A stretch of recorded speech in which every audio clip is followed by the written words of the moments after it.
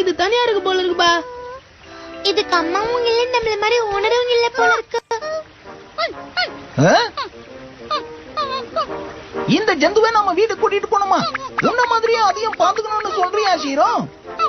கண்டிப்பா அப்பாவும் அம்மாவும் நோ அப்படின்னு தான் சொல்லுவாங்க. சரி, நான் பாத்துக்கிறேன். நீ ஒரு முடிவு பண்ண மாறுவா போறேன்.